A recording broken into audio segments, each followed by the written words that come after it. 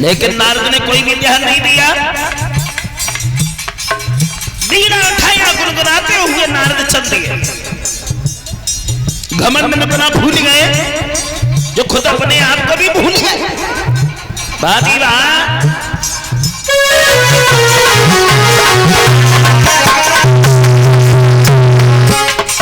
सोच रहे हैं नारद, काम हम जीत लियो, करे करे साहस नारी हारी।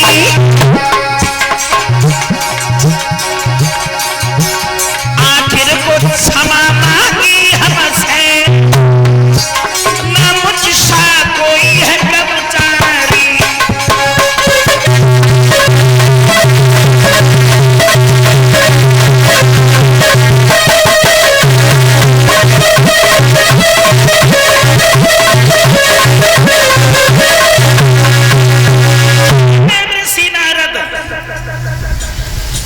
भगवान के पास की ओर चल रही है।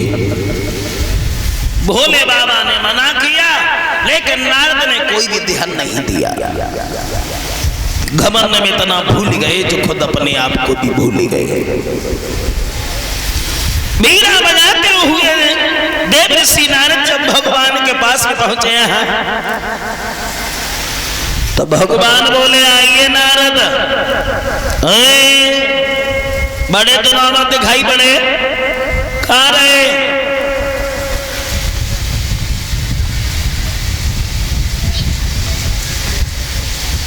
देवर्षि नारद बोले हैं, प्रभु पहली बात तो यह है कि सम्मान से बोलना सीखो। क्या तुमने सुना नहीं है हमारे बारे में? हमने कामदेव के ऊपर विजय पाई है, और तुम्हारी इतनी बड़ी कृपा बनी रही भगवान, जो कामदेव ने एड़ी से चोटी तक की ताकत लगा दी, फिर भी मेरी आंखें नहीं खुल पाया।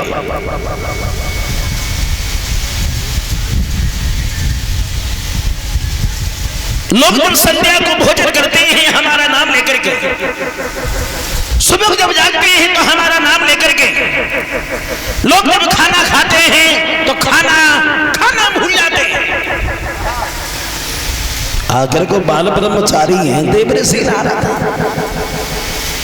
आहा, जो इतने शब्द भगवान ने सुने, भगवान सोचने लगे, मालूम पड़ता है कि नारद को घमंड हो गया।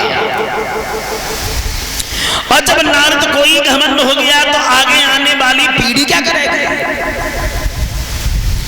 अब भगवान ने नारद जैसी बात नारद के मुंह पर कह दी, का नारद, तुमने बहुत अच्छा काम किया है, तुम्हारे जैसा साधु इस दुनिया में नहीं है, नहीं है। अब देवर्षि नारद वहां से चले आए, लेकिन भगवान असमंजस में फंस गए। अब नारद का घमंड दूर कैसे हो? तो भगवान ने एक बहुत सुंदर नगर बसाया। नगर तियपुर भय शीलनिधि राजा, वहां के राजा बने हैं शीलनिधि। और शीलनिधि के घर में एक बेटी हुई, जिसका नाम था विश्वमोहिनी। भगवान ने माया रचाई है नारद का घमंड दूर करने के लिए। और उस विश्वमोहिनी का स्वयंवर है, तो स्वयंवर से ज्यादा नहीं, 2 दिन पहले देवर्षि नारद उसी नगर से गुजर रहे थे। नारद ने देखा है ये तो किसी का बहुत सुंदर नगर है, चलो यहाँ के राजा से मिलते हैं।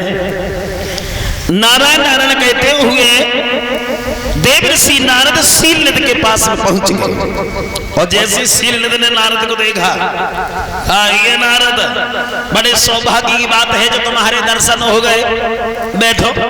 नारद बोले हैं, शीलनिधि, क्या हमारे जैसे महात्मा दरवाजे दरवाजे और भागते फिरते? तुमने सुना नहीं है हमारे बारे में? मैंने कामदेव के ऊपर विजय पाई है। बोले, जानता हूं, लेकिन महाराज तुमसे एक बात कहना चाहते हैं। कहो। हमारे घर में एक बेटी है, और कल नहीं परसों उसका स्वयंवर है। क्या तुम हमारी बेटी की दशा बता सकते हो? नारद बोले, शीलनिधि, जब हम कामदेव को जीत सकते हैं तो तुम्हारी बेटी की दशा नहीं बता सकते। कहाँ है तुम्हारी बेटी? बुलाओ उसे। लड़की को जब बुलवाया, कैसी थी वो भगवान की माया।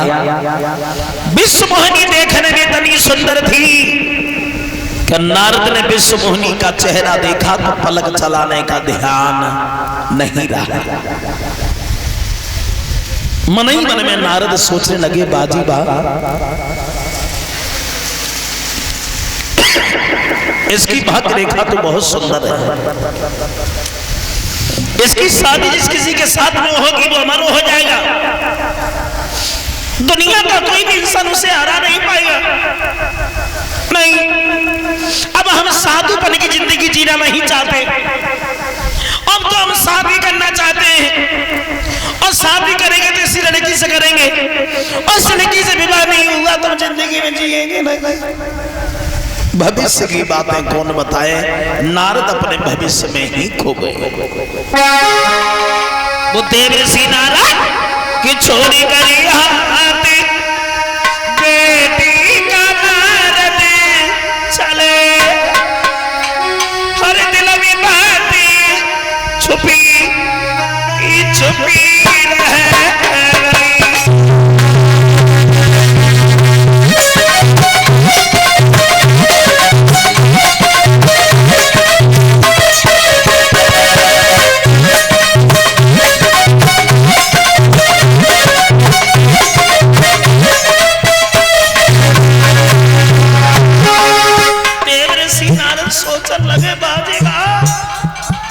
इसकी भाग्य रेखा तो बहुत सुंदर है, और इसकी शादी जिसकी इसके साथ में होगी वो अमर हो जाएगा, दुनिया का कोई भी इंसान उसे हरा नहीं पाएगा।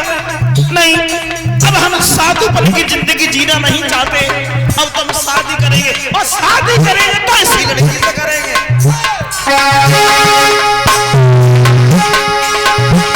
छोटी करी हाथ में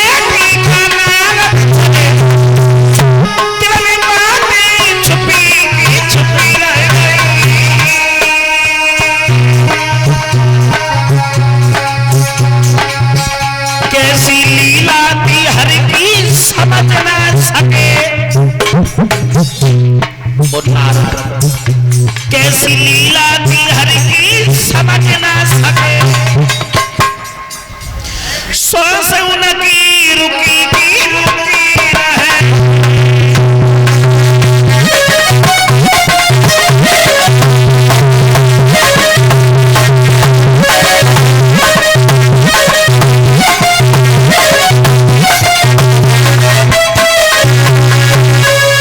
देवर्षि नारद को ठाड़ी बैठी चल रही है।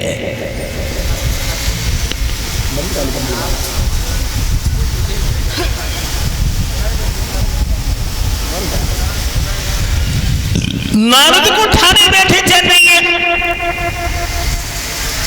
देवर्षि नारद वहां से चले गए, और नारद तो बड़े परेशान, सोचने लगे क्या करूं क्या करूं, सिर्फ 2 दिन है, 2 दिन, और 2 दिन के बाद में विश्व मोहिनी का स्वयंवर है। मैं इतना सुंदर भी नहीं हूं जो विश्व मोहिनी देखते देखते हमारी गर्दन में जयमाला डाल दे, और इतना भक्त भी नहीं है जो तपस्या करके सुंदर भी बन जाए। सिर्फ 2 दिन है। अब नारद जो थे अब दिन में पड़े न चैन, रात को नींद नहीं आती है।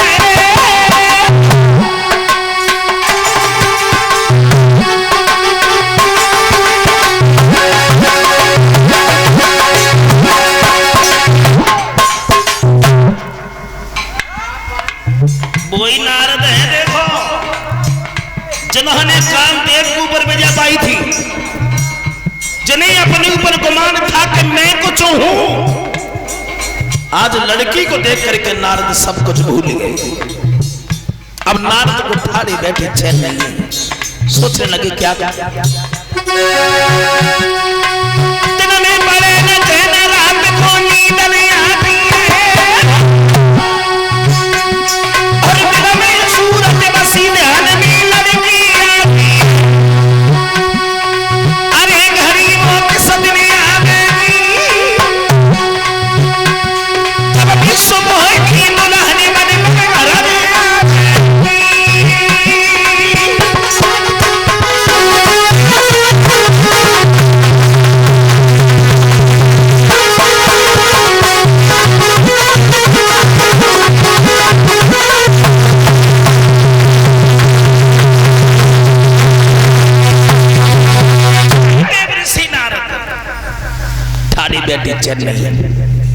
सोचने लगे क्या करूं, सिर्फ 2 दिन है, 2 दिन है, और इतना वक्त भी नहीं है जो हम तपस्या करके सुंदर भी बन जाए। फिर सोचा कि चलो एक काम करते हैं, भगवान के पास चलते हैं और भगवान से रूप मांगते हैं। फिर सोचा क्या करूं, टाइम ही नहीं है, चलो ऐसा करते हैं कि भगवान को यहीं बुला लेते हैं।